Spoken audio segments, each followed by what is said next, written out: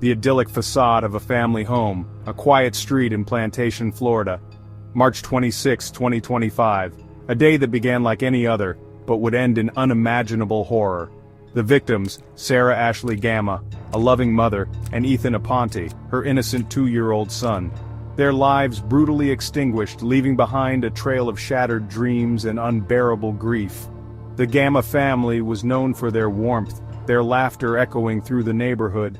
Ashley, as she was known, was a devoted mother, her world revolving around her children. Ethan, with his infectious smile and boundless energy, was the light of her life.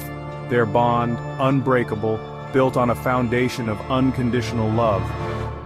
But behind the smiles, a sinister truth lurked. A darkness that would consume their happiness, leaving only despair in its wake.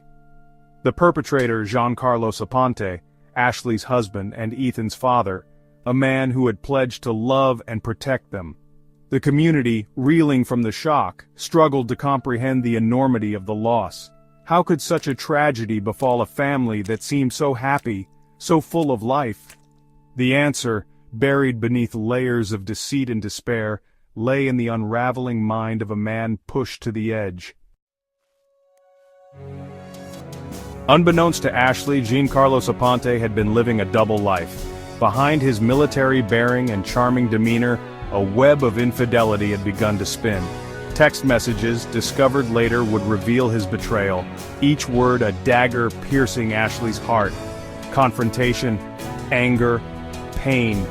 Ashley, devastated by her husband's infidelity, sought solace in the digital world.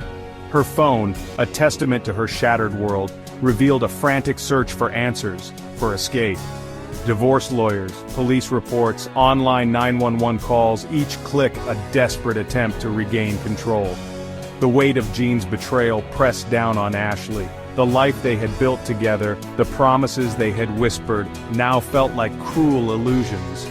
The man she thought she knew, the father of her children, had been replaced by a stranger, his eyes reflecting a darkness she could no longer ignore. Fear gnawed at Ashley's resolve. The once comforting presence of her husband now filled her with dread. She knew she had to protect herself, protect her children. But time was running out.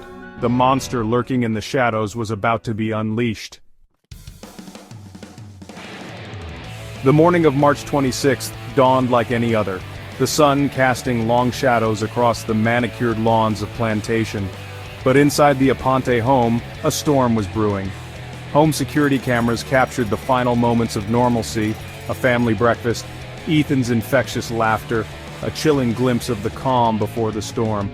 Then, the footage turned dark. Silence descended upon the house, broken only by the muffled sounds of an argument. Ashley, her voice laced with fear and anger, confronted Jean. What started as hushed whispers escalated into a torrent of accusations, each word fueling Jean's rage. Hours later, a gruesome discovery shattered the tranquility of the neighborhood.